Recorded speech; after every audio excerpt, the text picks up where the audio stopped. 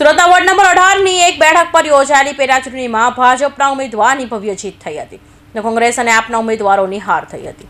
સુરત મહાનગરપાલિકાના ward number 18ની એક બેઠકના કોર્પોરેટરનું નિધન થતાં ત્યાં પેટા ચૂંટણી યોજાઈ હતી।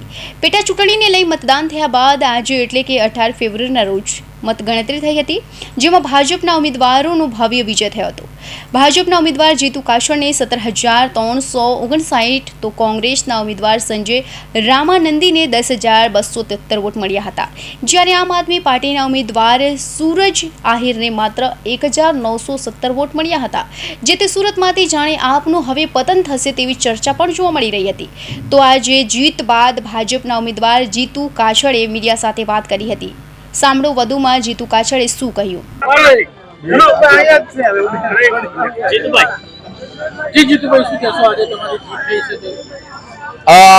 વોર્ડ નંબર 18 में भारतीय जनता पार्टी ने जीत थई छे।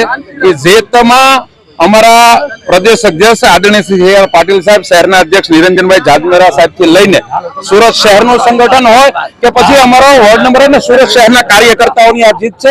છેલ્લા 15 દિવસની અંદર દરેક કાર્યકર્તાએ પૂરી તાકાતથી કામે લાગેલા હતા ભારતીય જનતા પાર્ટીને જીત અપાવવા માટે। એનો આજનો વિજય જે છે એ હું ભારતીય જનતા પાર્ટીના કાર્યકર્તાઓ અને આ વોર્ડ નંબર 18 ના મતદારોને આપું છું।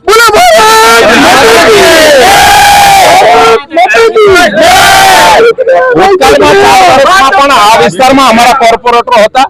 સુરત મહાનગરપાલિકામાં ખૂબ વિકાસના કામો થયા છે અને બાકીનું આવનારું વર્ષ જે છે એ અમે અમારી ટીમ કામે લાગશું તાકાતથી અને બાકીના પ્રશ્નો છે એ પૂરા કરીશું। અમે 7,086 વોટથી અમારો જલમત વિજય થયો છે।